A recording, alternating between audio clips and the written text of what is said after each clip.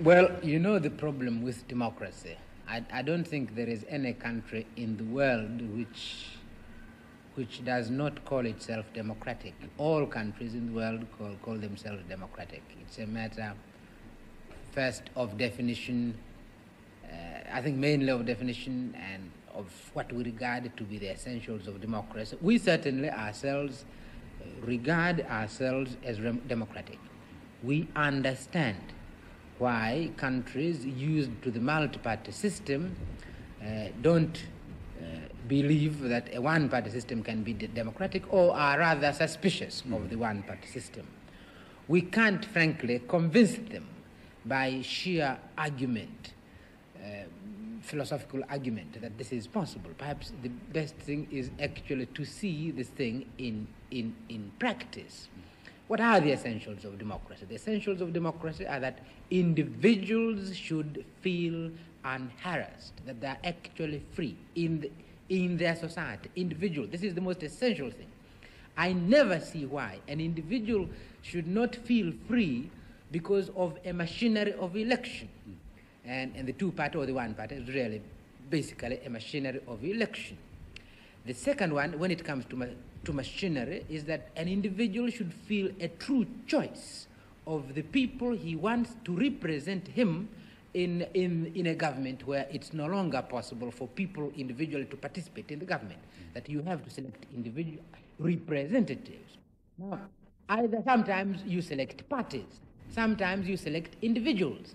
Now, frankly, I don't see why the thing cannot be democratic, simply because sometimes you select a party, which is what the Western countries usually do, and in our own case, you select an individual, the party being given, the party policy being given.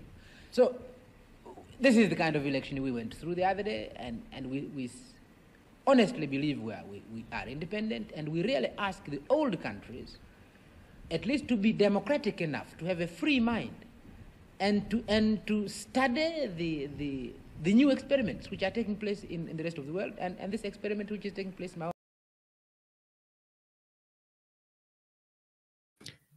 Good morning, Africa. Good morning, East Africa. Good morning, Tanzania.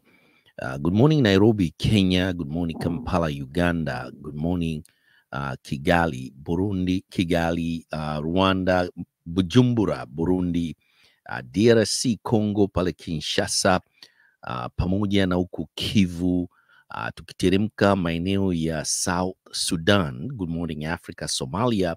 Good morning, East Africa. Good morning, Central Africa. Good morning, Africa. Good morning, South Africa, Botswana. Wananchi wa Botswana, tuseme tu ya kwamba tunawapa hongera kubwa kwelikweli kwa kufanya mabadiliko, kwa kuleta mabadiliko ya kihistoria katika nchi yao ya Botswana. Hiyo inaitwa ni democracy, democracy now, democracy Africa, democracy East Africa, democracy Tanzania. Good morning East Africa ni kipindi ambacho kimekuja zaidi sahihi, nafikiri ni zaidi ya mwaka mzima.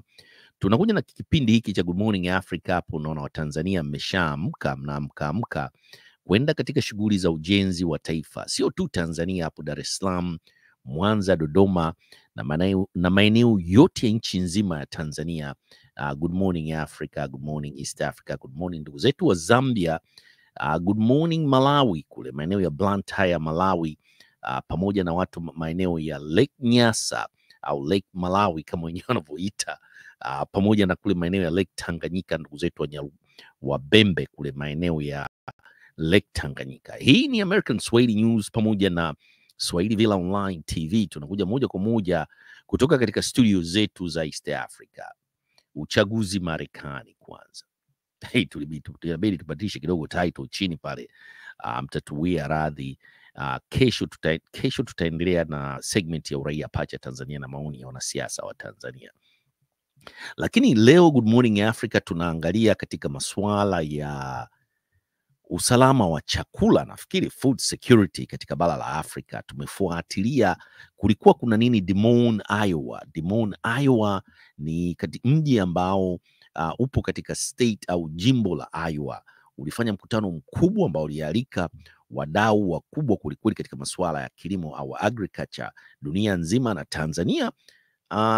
Rais Samia Suluhu Hassan aliwakilisha Jamhuri ya Muungano wa Tanzania pamoja na delegation yake. Hatujui alifuatana na kina nani, lakini balozi wetu hapo Washington DC alipata nafasi ya kumwakilisha waziri wa kilimo wa Tanzania Hussein Bashe. Good morning East Africa, good morning Tanzania hapo. Sijui kama mmepata hizi taarifa. Tulikuwa tuzirushe jana kwa sababu ya shughuli mbalimbali. Good morning Africa hatukuweza kipindi akiweza kuruka, lakini leo tumeweza kukirusha mara tu tulipopata nafasi, na tunataka kutuunganishe na ka segment ka video ambapo kalikuwa kanazunguka kabla ya balozi wetu hapo Washington DC, ambaye kama yeye mwenyewe alivyozungumza katika pano ya discussion ya masuala ya kilimo kuhusiana na masuala ya sera katika masuala haya ya kujikwamua katika kujikimu katika masuala ya chakula hapo katika bara la Afrika, akimwakilisha waziri wa kilimo Hussein Bashe. Lugha iliyotumika katika forum hiyo ni lugha ya Kiingereza. Kwa tutamweka balozi wetu wa Tanzania hapa Marekani akijibu swali ambalo waziri wa kilimo wa Honduras aliliulizwa na akalijibu vizuri kweli kweli, pamoja na waziri wa kilimo wa Sierra Leone, naye vile vile alikuwepo katika mjadala huo, na Hussein Bashe alitakiwa kuwepo katika mjadala huo. Sasa hatuelewi ni kitu gani Hussein Bashe kilimfanya kutoka kuwepo katika hiyo forum. Aliwakilishwa na waziri na balozi wetu wa Tanzania hapo Washington DC, balozi Kanza, na balozi Kanza naye alijibu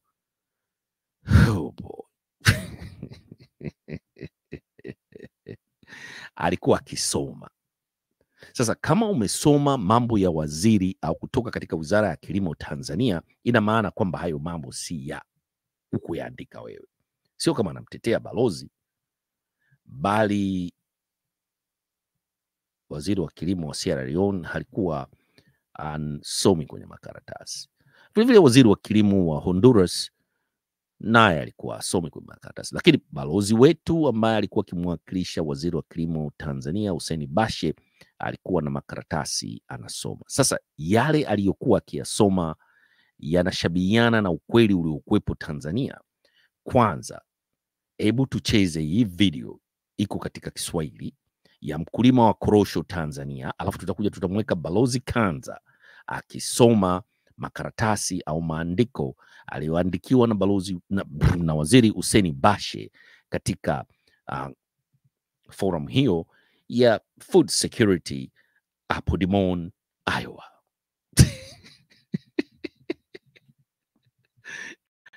Kilimo kwanza, jinsi ambavyo kimefanikiwa kwelikweli katika nchi yetu ya Tanzania, kama waziri wa kilimo alivyoandika au alivyomwandikia balozi wetu katika ofisi ya Washington DC. Kwanza tuicheze hii video ya mkulima wa korosho Mtwara akiongea nini kumwomba rais wa Jamhuri ya Muungano wa Tanzania, ambaye alikuwepo katika audience hapo Des Moines, Iowa, akimsikiliza balozi wetu wa Tanzania balozi Kanza akisoma hiyo, tuseme ilikuwa ni kama hotuba, ambapo ilitakiwa kuwepo tu forum kama discussion kuzungumzia sera kama wenzetu wa Honduras pamoja na Sierra Leone jinsi ambavyo waliongea. Sisi tulitoa hotuba.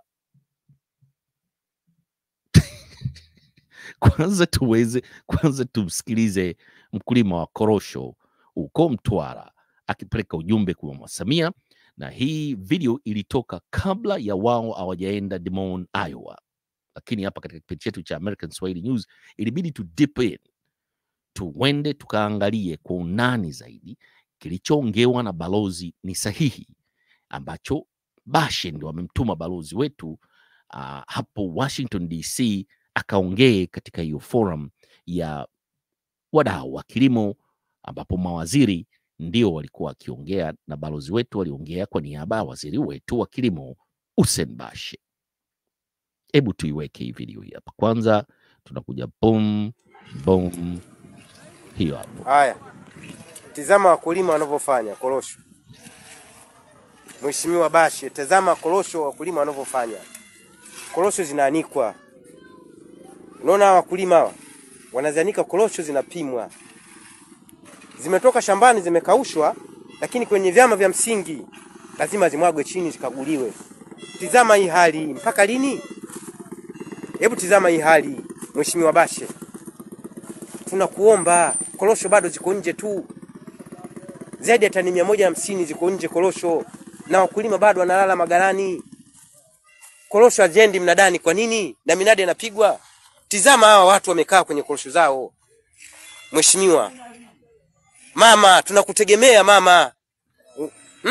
Utatuangusha watu wa kusini mama. Mnada wa kwanza umelipwa kwa kusuasua. Mnada wa pili hali kadhalika. Na korosho bado ziko. Hebu tizama zile kule mama. Tunasikitika wakulima. Zile kule korosho mama ziko nje. Korosho zisafiri kwenda magala makuu. Kwa nini? Tatizo liko wapi mama? Wakulima tunalalamika korosho ziko nje tu. Sasa je, ikinyesha mvua hizi korosho kweli zitanunulika mama? Tunakuomba mama, watendaji wako wafuatilie. Tizama huu mzigo mama. Huu mzigo unaona huko nje. Hii wiki ya 5 sasa hivi. Yaani toka tumeanza korosho zimesafiri mara moja tu. Kila gala na maana wampeleka tani 30 tu. Na kuna magala mangapi? Na nimeanza gala la kwanza kule mama. Na nitakuonyesha magala yote leo mama. Viongozi wako wanafanyaje mama? Tunakuomba mama. Tulikufagilia sana mama. Watu wa kusini tulikuheshimisha. Tizama korosho zinakaguliwa, zinapimwa. Ngoja niingie ndani sasa uangalie mama. Korosho hizi hapa ndani hazijasafiri. Mimi nimeamua kujitolea muhanga kuonyesha hali halisi. Unaziona korosho hizi mama? Na hazisafiri. Mnadani zikienda zinanunuliwa kidogo. Alafu unaambiwa korosho na zinachambuliwa hizi mama. Umeziona? Hizi korosho safi, hizi korosho chafu zinaachwa. Maana mwaka huu mmesema grade 1 na grade 2, lakini grade 2 hamuzinunui. Hizi grade 2 zinachambuliwa na hao wanaochavua ni wajumbe. Tizema mama. Mimi nakuwa tunalia sana wakulima mama, tunalia. Korosho bado ziko nje, mvua ikinyesha na kuaje? Tatizo usafirishaji, tatizo nini? Tizama hali halisi mama. Tizama. Na nakuombeni video mshare sana. Na nitapita magala yote. Korosho mpaka unaomba nyumba ya pili unakwenda kuziweka. Korosho zingine zile pale mama. Zile pale korosho mama. Zile. Korosho unaziona zile kule mama. Yaani mpaka wanaenda sehemu ya pili. Lakini ziko nyuma hazitolewi. Kwa nini? Na viongozi wapo. Shida iko wapi? Mama tunakuamini mama. Tunakuamini sana mama. Na nitapita magala yote leo ya halmashauri ya Mji na Nyamba. Sina Nyamba tu. Karibu Mtwara vijijini, hali halisi ndio hii. Mama, tunakuomba mama. Na naomba hii video ndugu zangu ni mshare sana. Korosho mpaka nafikia tu sasa hivi magalani hazipokelewi. Wakulima wanalazimisha tu kuzipeleka korosho. Lakini hazisafiri. Tizama hizi korosho. Namna hii. Na kuonyesha mama, korosho hizi. Mheshimiwa Bashe, unaziona korosho zinaanikwa hizi? Nataka watu wanaongea na mama namna hii. Umeona korosho hizi mama zinaanikwa hizi? Hizi korosho zinaanikwa hizi. Korosho super kabisa hizi. Hizi zinaanikwa, saa 10 zinapimwa hizi. Unaziona hizi mama korosho hizi? Na kuombeeni hii video mkiiona mshare na watu wengine ili wapate kuona. Tujue tatizo nini, usafirishaji ama magari hayapo, mtuambie. Sawa sawa. Tunaombeni jamani, tunakuombeni. Hii video mkiiona muishare watu wengi. Asanteni. Kama kuna mtu nimemkwaza na kama kuna mtu nimemzuru, naomba nisamehe. Na kama kuna maneno nimeongea ambayo ya chuki na serikali yangu, naomba inisamehe serikali. Lakini naumia kwa sababu ya wakulima wenzangu. Mzigo bado tumepima tangia tarehe 10 mpaka leo bado upo tu mama. Unaona? Ili gala la pili napita hili. Na nitapita zaidi ya magala 10. Korosho zinakusanywa zinakaa nje. Sasa je, ikija neema ya Allah, mvua, maana ni katika neema za Allah. Kweli korosho zitanunulika hivi? Ziko nje hivi. Zile kule, korosho zitanunulika?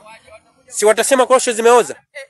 Kwa hiyo mama, huu ujumbe unaomba ndugu zanguni tushare watu wengi sana ili wafikie wahusika. Tujue tatizo ni nini?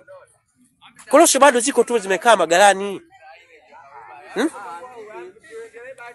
Nikuombeni ndugu zanguni. To Your Excellency. Oh, hold on. Kabla hatujaenda kwenye swali aliyoulizwa Mheshimiwa balozi wetu ambaye yuko Washington DC akimwakilisha Hussein Bashe kwenye mkutano wa wadau wa kilimo duniani, Mama Samia Suluhu Hassan naye alikuwepo katika mdahalo huo kama msikilizaji na viongozi wengine. Bashe ameongea na balozi, nafikiri labda hizo ndo taratibu, na akaandika mambo mazuri kweli kweli kwamba yaliandikwa kwa Kiingereza na anasomwa kwa Kiingereza maridadi kweli kweli na balozi Kanza huyu, kwamba serikali katika initiative ya kilimo kwanza wakati wa kipindi cha Jakaya Mrisho Kikwete katika Southern Eastern Corridor ya Tanzania wamejenga infrastructure ya magala, wametengeneza mifumo mizuri kweli kweli ya kama alivyozungumza kwamba ukusanyaji wa mazao mbalimbali yakiwemo na korosho, sio tu korosho na mengine labda vitunguu, viazi, mchele. Na katika swala la chakula tuko vizuri kweli kweli Tanzania, na tunazalisha zaidi na kuweza kuuza tani nyingi kweli kweli katika nchi zingine za Afrika. Vile vile tunawasaidia. Serikali hii ya Mama Samia Suluhu Hassan chini ya wizara iliyopewa dhamana ya Bashe, Waziri Bashe, kwa kujenga magala na kuwa na mifumo mizuri kweli kweli chini ambayo inasaidia wakulima katika uendeshaji wa kilimo Tanzania. Nilivyomsikiliza balozi huyu ambaye mwanzo alivyoanza kujibu swali kwamba anavaa viatu vya waziri ambavyo ni vizito kweli kweli, na akiwa mbele yake anasoma makaratasi.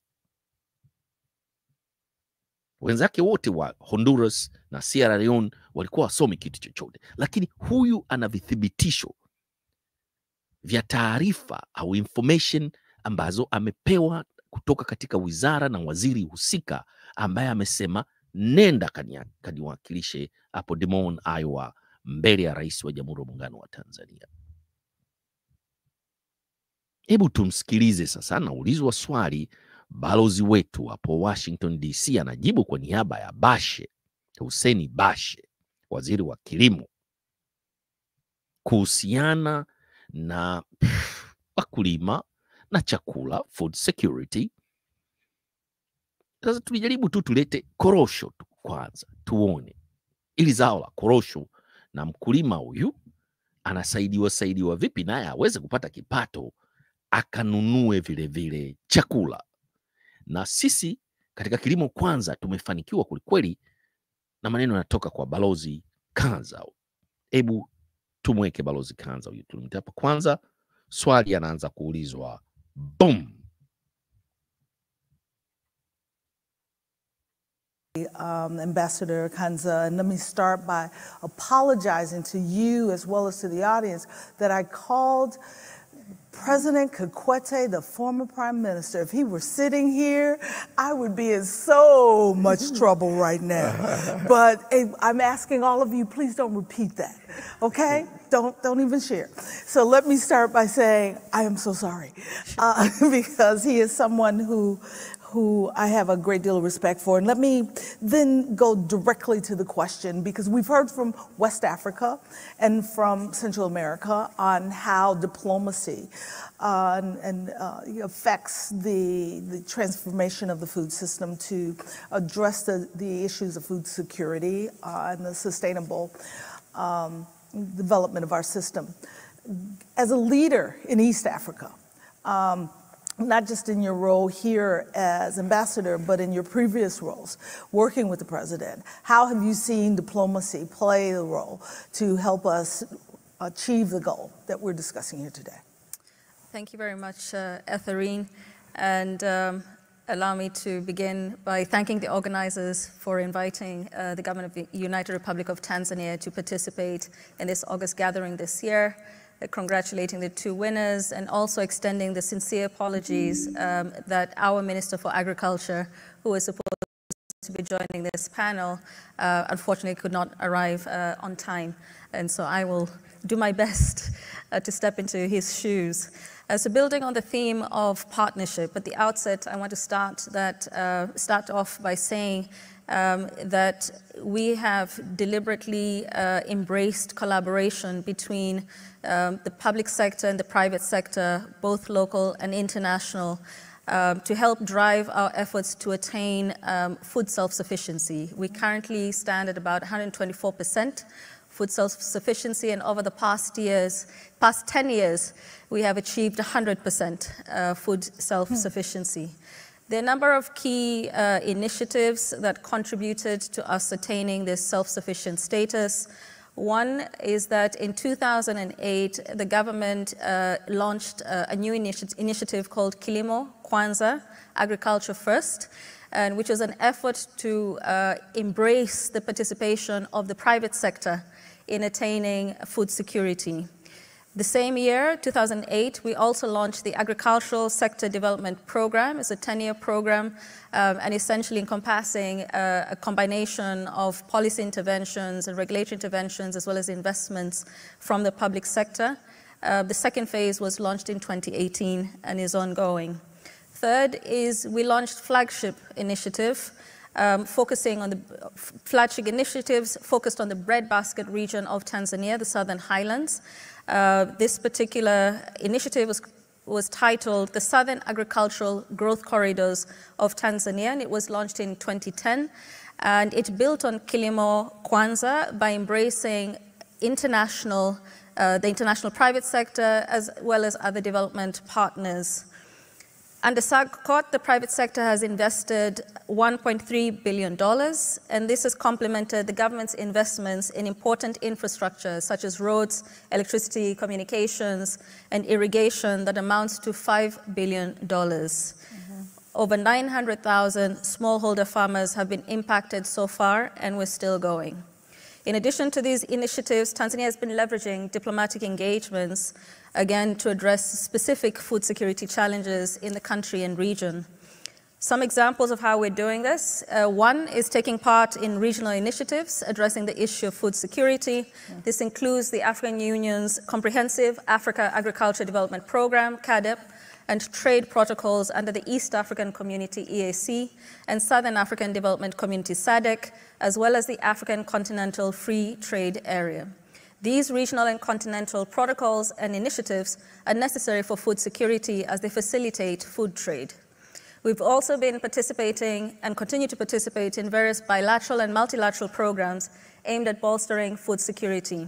For example, we're part of the USAID's Feed the Future initiative aimed at improving food security, nutrition, and ending global hunger.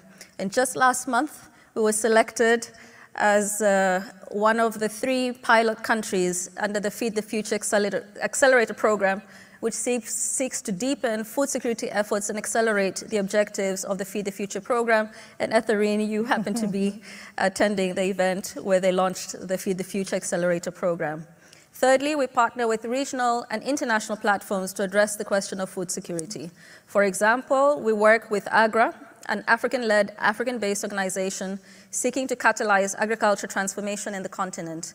We're one of AGRA's leading partners in implementing the Food Systems Transformation Agenda, targeting 12 countries in Africa. AGRA is supported by various partners, including USAID, the Gates Foundation, MasterCard Foundation, and Rockefeller Foundation.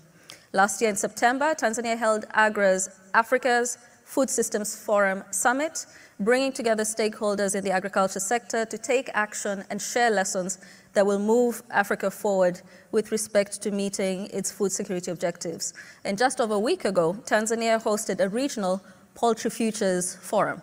So we're also serious about addressing and boosting food security by also tackling the livestock in the sector as well as fisheries sector.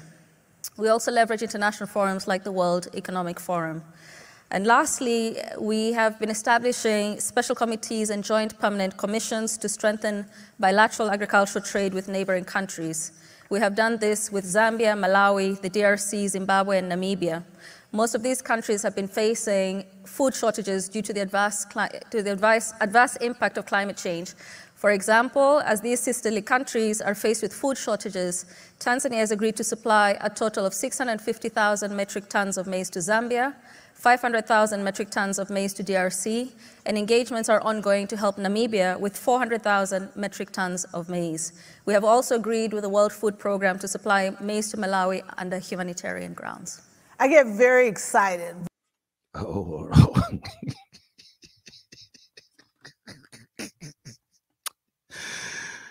Oh boy.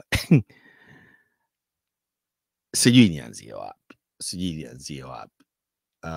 Namba zilizowekwa pale billions ambazo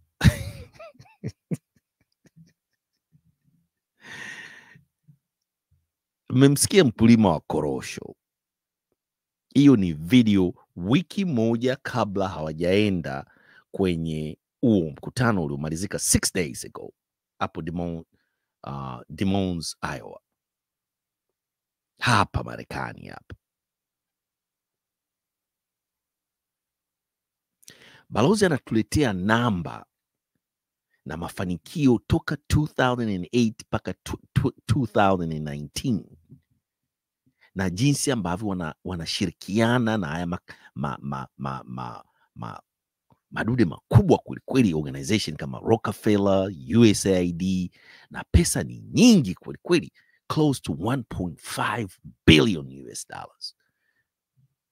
Wamejenga infrastructure za warehouses, wamebuild food system Tanzania, food system enterprises ambayo wapaka wakulima wa korosho wamefaidika kwelikweli. Mmeona video ambayo tumeonyesheni hapo mwanzo kabla tuyomweka Balozi Kanza ambaye anaongea, na kuna rais wa Jamhuri ya Muungano wa Tanzania pale anapoongea, na hayo maneno anayoongea yameandikwa na Waziri wa Kilimo Hussein Bashe ambaye amecheck.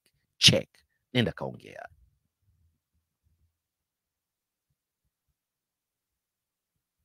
Labda kuna aliyoongea ni kweli, lakini kwenye ununuzi tu wa zao la korosho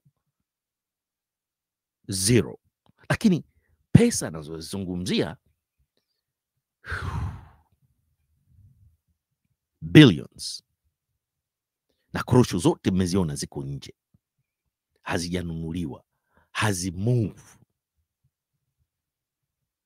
Sasa hii infrastructure imejengwa wapi? Labda iko Mbeya, haiko Mtwara kwa wakulima wa korosho. Mimi sio msemaji wa korosho, mimi nimeshtushwa tu na hii forum ya waziri ambaye balozi wetu ambaye anamwakilisha waziri wa kilimo katika forum hiyo akilizungumzia swala hili kwamba tumefanikiwa kweli na tumepiga hatua kweli, na video mimi niliona kabla hii forum.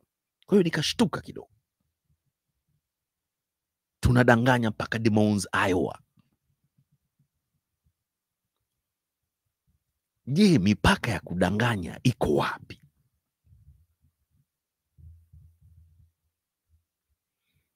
Tumedanganya Des Moines, Iowa hapo siku 6 zilizopita kuhusiana na tuna system nzuri kweli ya kuwawezesha wakulima pamoja na food security hapo Tanzania.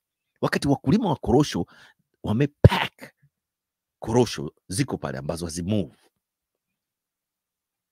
Lakini kuna initiatives zilizoanzishwa toka 2009 zinafanikiwa kweli, na kuna program ya kusaidia vile kulisha nchi kama kwa mfano wenzetu wa Zambia na Malawi ambao wanakabiliwa na janga hili la climate change. Thousands of tons za mazao tutazalisha na tutaenda kuwasaidia Malawi na Zambia. Tumeshindwa kumove korosho zetu za wakulima wetu, lakini tuna uwezo wa kwenda kuwasaidia Malawi na Zambia. You go figure out. Des Moines, Iowa hapo wamemwacha waziri wa kilimo wa Honduras yule mama pamoja na waziri wa kilimo wa Sierra Leone hoi Tanzania.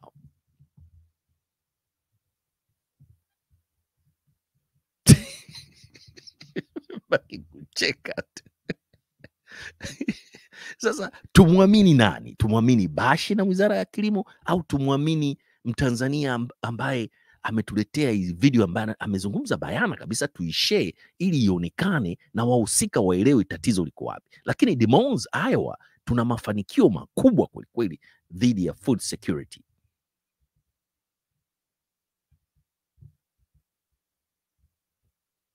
Tanzania ya leo. Sasa tunamwogopa Mungu? Hilo ni swali tunaweza tukajiuliza. Je, tunamwogopa Mwenyezi Mungu? Mama Balozi, Mama Samia, huyu Mungu kweli tunayekwenda kumwabudu misikitini na makanisani, tunamwogopa? Mwomba Waziri wa Kilimo aje athibitishe yale yaliyozungumzwa Des Moines, Iowa, kama ni kweli au yana mapungufu, na aipinge hiyo video ya Mtanzania kule Mtwara. Hebu tuimalizie huu mdahalo hapa. Hebu tumalizie, turudishe pale. Mama anaendelea kuuliza maswali, yuko so excited huyo mwendesha mdahalo. Boom. When you say what the numbers that the country is providing to support the food security, not just of your own country, which is at 100%, as you noted for us, but for the continent. Yeah. Because we've heard speakers all morning talk about Africa's ability to feed itself and feed the world. And you're giving us examples of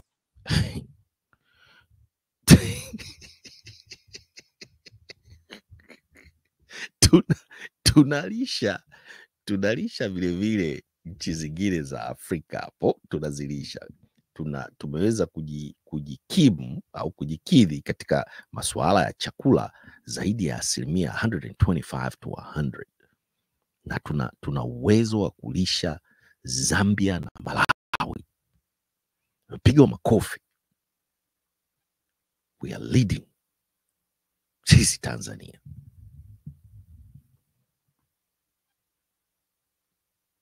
Watu wako so excited ukumbini, na vile vile Mama Samia nafikiri alikuwepo pale. Waziri Bashe anafanya kazi nzuri kweli kweli. Waziri wetu wa Kilimo Hussein Bashe na balozi wetu anatuwakilisha katika kutoa namba hizo, 100% food sufficiency Tanzania, na tuna uwezo wa kulisha nje, na tuna uwezo wa kusaidia wakulima wa korosho, na tuko vizuri kweli kweli. Hebu tuendelee kuimalizia hii video. Hebu turudi pale. Boom, Abdushatri inaendelea. What is not something of the future, but what is happening today. Wow. So congratulations to you and to the country for that for your leadership and for the progress that you've made. Thank you. Hongereni sana kwa kufanikiwa katika hii Kilimo Kwanza initiative, na vile vile kwa kuchukua mwongozo niseme au leadership katika kufeed Africa pamoja na food sufficiency kwa wananchi wa Tanzania na katika bara la Afrika. Hongereni sana sana sana. Watanzania wanakula mlo mmoja kwa siku. Hatuna program ya aina yoyote ya kusaidia Watanzania wasiokuwa na uwezo wa kula milo mitatu. Marekani tuna food stamp, tuna women infants children program inajulikana kama WIC, tuna SNAP, tuna Meals on Wheels. Tanzania, hebu tuhesabu tuna program gani ya kusaidia watu wasioweza kula kula breakfast, lunch na dinner. Lakini tuna feed Malawi na Zambia, na tume cover 100% to 125%. George Bush alisema ni fuzzy mathematics. Zipo fuzzy mathematics.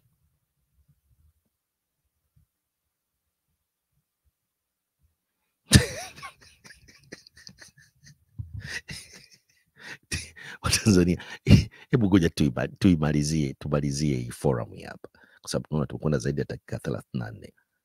Mama, endelea kuuliza maswali. Hebu tumlete pale. Boom, Shatri.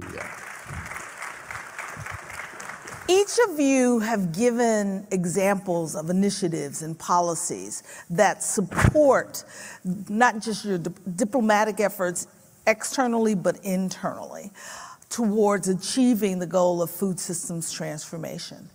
Give the audience one example of a priority policy or initiative that you've implemented and the lessons that you learned in implementing that policy or initiative. Okay. From the experience in Honduras, I think that one of the most important is to have been able to work in the state policy for the agri-food sector for the next 20 years. And why I say that? Because once you become minister, you have not been studied for that previously.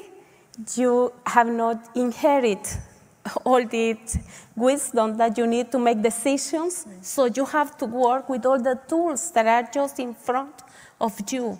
And having a state policy is one of the most important contributions, I think, because it organizes the work of the country in all the aspects. Well, because of that, I think that one other situation that happens in this kind of work, or it also happens to me, is that just the first day of my work, I got a lot of, let's say, congratulations, but at the same time, I get all the agendas of too many organizations, local, national, and international organizations, and every one of them came with their kind of projects and initiatives. But at that time, we didn't have the state policy, and we were not able to accept all the offers because at some point, we were not sure that those were exactly based on the need of farmers. And to me, with all respect, I say that, to me, the better lesson is just go to the people, work with the farmers, work with the people, know their needs, and then get together with all the external and local organizations or efforts. And then Okay. Tunajua itakuwa ni vigumu Kiingereza ni lugha yake ya pili. Huyu mama anatoka Honduras, anazungumza Spanish na ameongea vizuri sana. Kama mnaotufuatilia American Swahili News pamoja na Swahili Villa Online TV, alivyochaguliwa kuwa waziri wa kilimo. Huyu mama alikuwa ni professor, ni Harvard graduate, masters pamoja na PhD, na vile vile ni professor. Huyu mama hasomi sehemu yoyote. Anasema hivi, kitu cha kwanza alipongezwa sana na watu kutoka katika mataifa local pamoja na international. Kila mtu alikuwa anataka kuja na initiative na project, lakini serikali ya Honduras kupitia wizara yao ya kilimo ilikuwa haina sera. Huyu mama anaongea Kiingereza hicho kama unavyokisikia, lakini hasomi sehemu, na akazungumzia kitu muhimu kweli kweli ambacho kinatutofautisha sisi Tanzania na Honduras na huyu mama, ni mahitaji ya wakulima. Kwenda kujua farmers needs kwanza kabla ya kuimplement project au policy. Mahitaji ya wakulima wa korosho Mtwara, tuwatengenezee sera gani? Yeye anazungumzia Honduras. Hebu tumsikilize, anamalizia, analend vipi huyu mama. Hebu tumsikilize wa Tanzania hapa. Analend vipi huyu mama, waziri wa kilimo wa Honduras. Anazungumza bila kusoma sehemu yoyote, wakati Kiingereza ni lugha yake ya pili. Anazungumza tunaita Spanish, Spanyola. Hebu tumsikilize hapa, tumalizie huyu mama, alafu atakuja waziri wa Sierra Leone wa kilimo. work together for solutions. I think that the region, even Honduras, Central America, on all the Latin American and Caribbean countries, all of us, we have amazing experiences and projects. Another aspect that we have is tons, a huge amount of laws, of normative, of plans, strategies, etc. What we need is just prioritize and focus on, in this case, sustainable agriculture, but also food security and nutrition, which is one of the big challenges. In addition to that, I think that one great example right now is the plan of action for food security and nutrition of the CELAC, the Latin American and Caribbean countries together. And in that plan of action that had been created for the last 5 years or more with the inputs of all the countries, we have like the objectives, we have goals, etc. And they are very organized or integrated with the Sustainable Development Goals. And they pay attention to zero hunger and eradicate poverty. So right now, each country, each Minister of Agriculture at each country is just reviewing what they have in their own country, and at the same time, planning for those who are not doing anything on that. But we are getting together, and right now we are having like an X-rays for what have been done. And we found out amazing experience in Dominican Republic, in Brazil, Colombia, Mexico. And then we asked ourselves, so why is that it's taking so long for us to come out of food insecurity? There's so much happening in each of these countries. That is absolutely fantastic to hear you talk about how you work to hear from the different countries and their priorities so you can learn from one another. That is a really good lesson for this audience to hear. Minister, let me go to you next, if I may, to specifically answer the same question, because you talked about some very significant initiatives that you've begun in the country. Give us an example of one that has been quite successful and the lessons that you learned to achieve that success. Okay, great, thank you. Before I do that, I really do want to also congratulate what they're doing in Tanzania. I think it's wonderful. It's a good example that if you stay focused, determined, you can achieve this. And Africa, we need these examples. It's the type of policies that we're also pushing. I lived in Tanzania, and some of those areas that you're pointing are so productive, and the country is translating that into real results, and we're very happy for you. Also want to point out with AGRA, we're great, having great partnership with them. The forum that they just had in Rwanda, fantastic opportunity to also raise funds for some of the projects that we're doing. The deal room, it's one of its kind. We had great success there, building technical partnerships and money as well. To your question, so one policy area, and we're still working on this, I wouldn't call it success yet, but there's a lot to learn about it. And it really gets to the part about why sometimes it can be hard when you're starting from a low place. We produce rice in Sierra Leone. We're about 65, on a good year, maybe 70% rice self-sufficient, which is the main staple. And I think we're really pushing to be able to make sure we hit that 100% mark. We spend over $200 million a year on that, just importing rice. But with the rice we produce now, it's more expensive than rice that is produced across the globe, transported and come to Sierra Leone. Reason being, fine, our yields are still low. Competitiveness is a problem because infrastructure and all of that. A policy we passed, when we talk to people that want to come and invest, they say, you've got to have policies that make it profitable for us to come and grow rice and sell in your country and elsewhere. I passed the policy, first thing, because this was priority number one, to the current rice importers to tell them, you've got to participate in the rice value chain or you will lose your import license. obviously for them, these are 5-6 guys in the country. One of them can import about 60% of the rice that we consume. They go to the presidents. We all agree we've worked very hard and designed this thing, but turning that now into actual implementation. And we left it very flexible to say participate, what that actually means. Obviously, for them, if you can sit on your cell phone, order rice, sell it the next day, it's easy, versus going to now get land and plow it and grow the rice and all that stuff. But we said, okay, but you could bag rice, you could mill rice, you could market rice, local rice. All we want is for you to mimic the quality that rice that you import with local rice is produced here. So we've signed MOUs with them, but actually getting that done.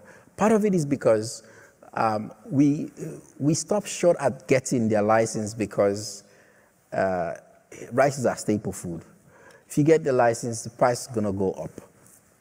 And then people are going to get in the street. It's the time they're having all this protest in Kenya. We're like, we can't call the shots on this thing because people are going to get out there and riot. It's their staple. So it really points to, can we? And I think part of it is the bluntness of the policy tool that we used at the time. We did that because at the time we didn't have any import duties on rice that came into the country. Now that's been introduced. So we're tweaking this policy to say, fine, you can have your license, but you have to pay 10% import duty. But if you participate, you don't pay that. And I think we're really hopeful, they're really happy about that, that now we can finally get people coming in and participating. But it really speaks to how difficult it is to make hard choices when it comes to food, when you have cities that want to get cheap food that come from overseas, but the benefits that come from local production, you have to go through this hard. Haya, huyu ni waziri wa kilimo Sierra Leone. Anazungumzia policy ambayo wana matatizo ya kuagiza mchele kutoka nje, na serikali ya Sierra Leone kwa mwaka inatumia dola zaidi ya milioni 200. Na anasema kuna watu tu kama zaidi ya 6 ambao ndio wanafanya biashara hiyo ya import rice, na wanataka waingize katika system ya kulima mchele pale pale Sierra Leone na kuwepo na kitu kinaitwa wawepo katika supply chain, logistics and supply chain pale, na kuhakikisha kwamba wanalipa, wanashiriki katika hiyo policy yao ambao wanaitengeneza ya kulima hiyo bidhaa pale pale ya mchele au mpunga na kufanya uwe mchele.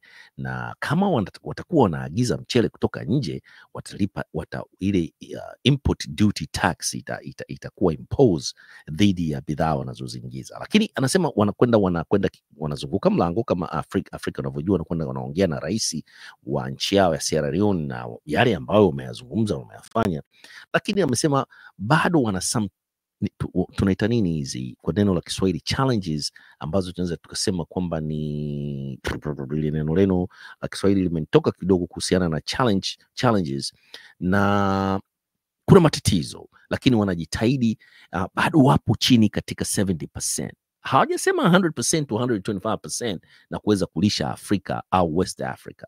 Hebu tummalizie huyu waziri, afa atakuja balozi wetu wa Tanzania ambaye anamwakilisha waziri wa kilimo. Tumsikie hapa naye atasema nini. Hurdles, and that's where we are. And that is probably a difficult lesson that I think I watched the other panelists nod. Making those hard choices when there are actors who have been in place a lot longer than you have been in post as a leader. But having the courage to do what is right for the long-term viability of the food system in your country. Same question over to you, Ambassador. You have...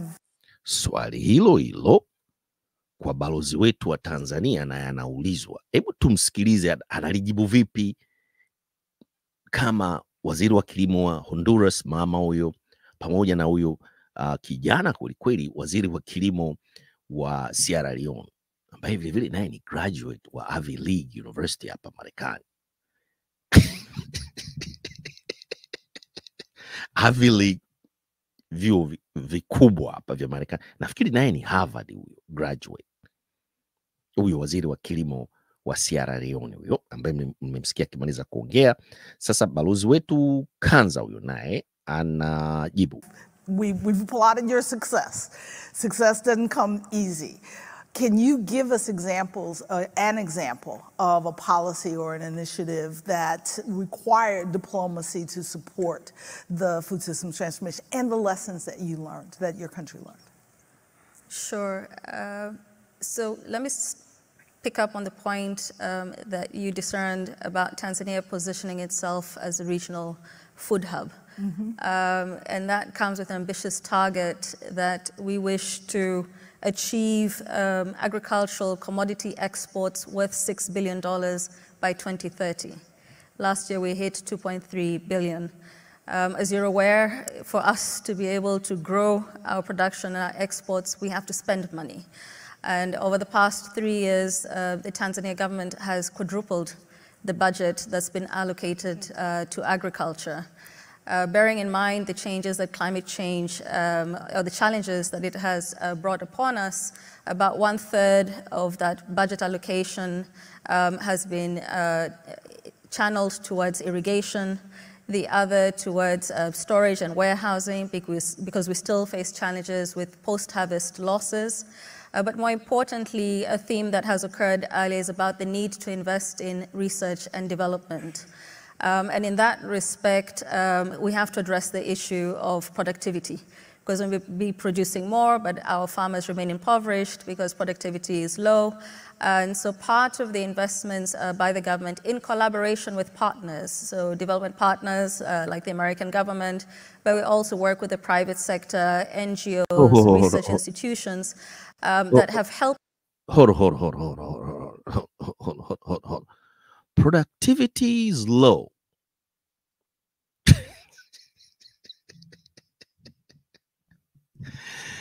Wakati kuna korosho hazinunuliwi. Productivity is low. Kweli Mtwara huko kwa wakulima wa korosho. Na limeulizwa swali la policy and initiative. Balozi anazungumzia kwa niaba ya Bashe, huyu Bashe amemwandikia haya. Budget imekuwa increase quadruple. Ameulizwa swali la initiative, policies na challenges au lesson learned katika hizo policies ambazo mezi implemented au initiatives au project. Tunaletewa mambo ya research and development, productivity is very low, korosho ziko nyingi kweli Mtwara, zina sehemu ya kwenda. Balozi tupeleke nyumbani.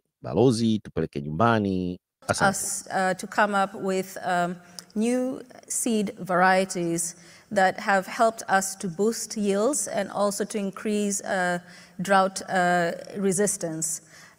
Just a couple of examples, if I may, and I'll stop there. We have a new seed called Record for sunflower. We have T105 Situka and Staha for maize. We have Makia for sorghum. We have TXD 306 for rice. Many others for pulses. We lead in pulses production in Africa, as well as Tenera for palm oil. So, in addition to those really important examples that you've just given, I want to appreciate you bringing in the issue of finance and the government's increase in finance for agriculture, recognizing that diplomacy and plans and initiatives without adequate finance will not achieve the food security goals that we all agree we must achieve. We have few seconds left. I'm going to ask each of you to give me a call to action in 1 second. Okay, call to action sasa. Sikilizeni vizuri sana. Call to action wa Tanzania. Bashe ameandika nini na balozi anasoma nini? Nafikiri rais na alikuweko hapo. Anasikiliza.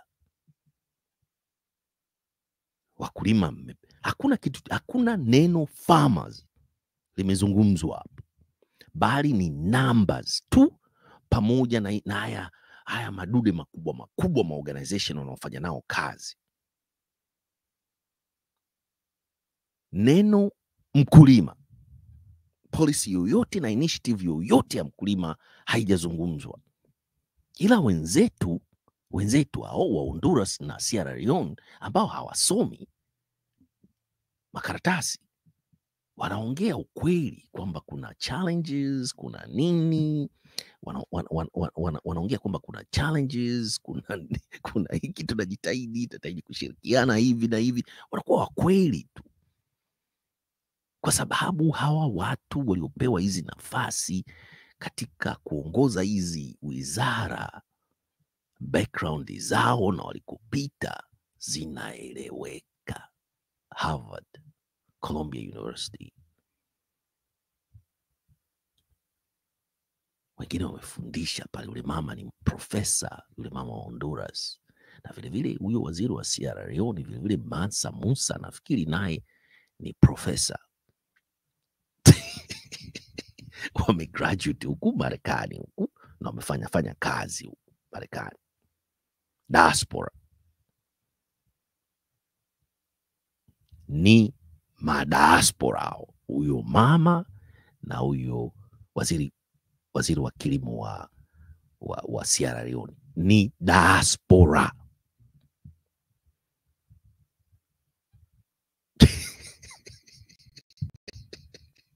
Ni madiaspora. Sasa tusikilize call of action. Sasa hapo ndo wanatupeleka nyumbani.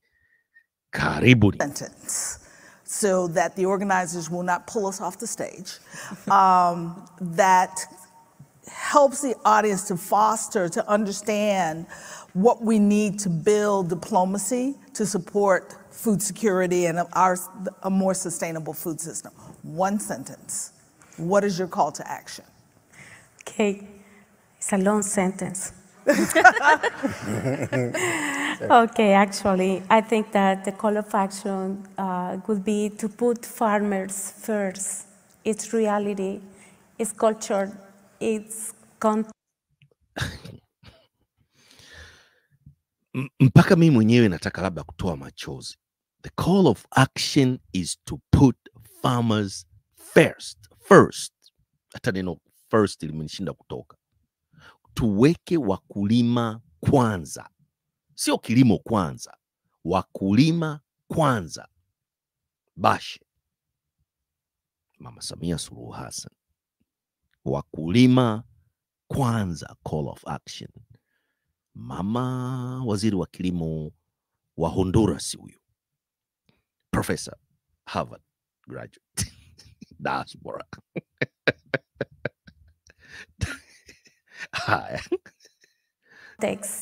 It's climate change situation and narrow the gap that exists between the farmers and the technology, the climate finance. I'm going to stop you. Mama anatoa lecture. Ibidi wamsimamishe ili na hao wengine nao waongee kwa sababu ya muda, ili na sisi Tanzania tupate nafasi tuongee.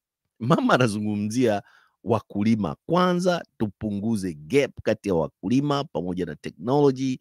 Wakulima kwanza, mama diaspora huyo. Haya, twende. One sentence, Mr. Minister. The challenges we face are complex, but we can address them. We must do them together, building the right partnerships across the sort of problem areas, technology, finance, and markets.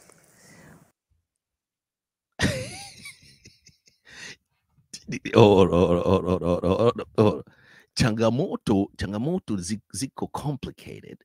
Huyu diaspora, waziri wa kilimo wa Sierra Leone, na anazungumzia lazima tushirikiane wote katika kutatua changamoto hizi. Ina maana lazima na wakulima wale, mliona ile video tulikuwa tunaonyesha, washirikishwe katika kutatua changamoto za wakulima katika food security system katika Tanzania vile vile. Sierra Leone hiyo, diaspora hiyo. Harvard graduate, waziri wa kilimo wa Sierra Leone. Tuende kwa mheshimiwa, maandiko ya Bashe yanatuambia nini kutoka kwa balozi wetu Kanza Mchumi? One sentence, Madam Ambassador. We must invest in youth participation in agriculture, and this calls for doing things differently, and in particular addressing digitalization of farmers in rural areas. And I thank MasterCard and the African Development Bank for their mobilizing digital access, targeting millions of smallholder farmers in Africa, as well as the Mission 300 electrification drive, because there's no digital without electricity. There we go. And with that, Madam Ambassador, Mr. Minister, Madam Secretary, farmers, partnership, youth, we have a call to action that we can achieve using diplomacy to achieve the goal of the sustainable transformation of the food system. Thank you for your participation here today. Okay, vile tuwashirikishe vijana. Neno wakulima ndio limekuwa evoke, pamoja na tupeleke umeme, pamoja na technology kusaidia kilimo katika vijana wetu hapo Tanzania. Balozi ndo amemalizia hivyo, na amewataja vijana pamoja na kupeleka umeme pamoja na technology vijijini Tanzania. Lakini kwanza labda ningesema tujenge mifumo mizuri ya kuhakikisha wakulima wa korosho kule Mtwara wana korosho zao zinaweza kununuliwa, kulipwa, kuhifadhiwa katika sehemu ambazo ni salama ili mazao yao yasiharibike.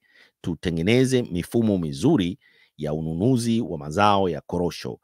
Technology itanunua vipi yale magunia ya korosho na korosho zilizokuwa zikichambuliwa mlizoziona pale?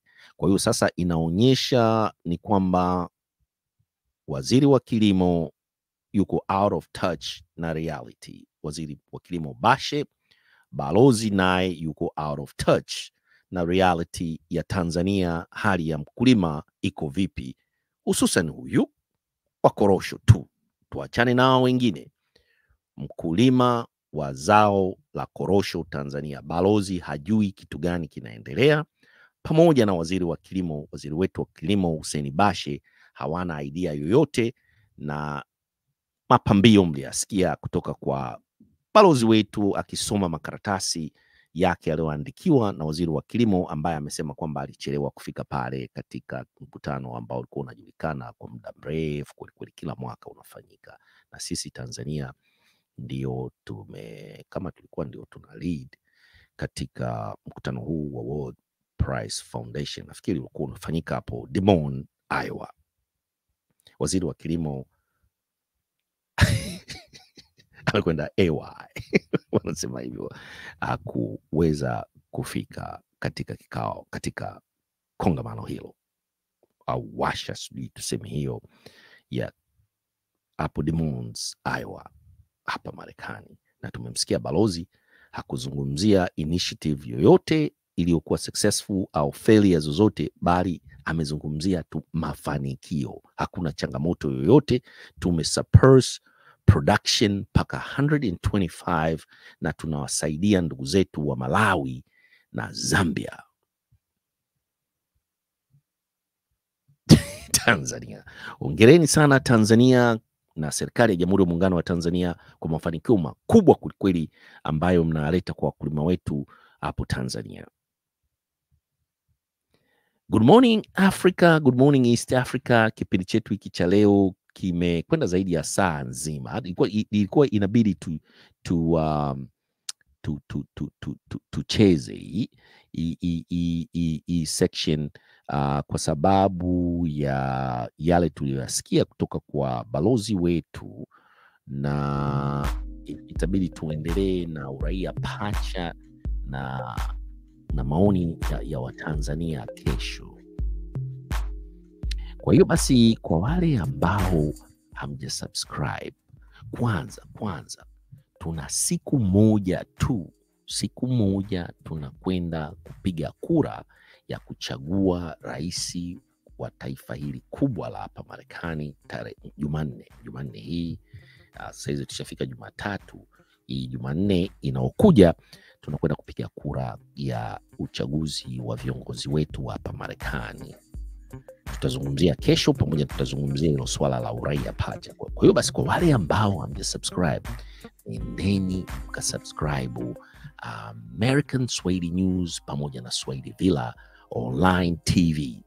Kwa wale ambao hamjasubscribe American Swahili News, hii American Swahili News hii ambayo inakwenda ina deep haya maongezi ambayo hamwezi kuyaona katika online media yote outlet Tanzania. Tumewaleteni, mmeyasikia maandiko yaliyoandikwa na Hussein Bashe katika mjadala huo uliokuwa ukiendelea huko Des Moines, Iowa, ambapo mmemsikia balozi wetu Kanza akiyasoma yeye, lakini waziri wa kilimo wa Honduras na Sierra Leone wao walikuwa wakiongea tu na kuzungumza changamoto na jinsi ambavyo wanajitahidi na wenyewe kufikia hatua tulizozifikia sisi Tanzania.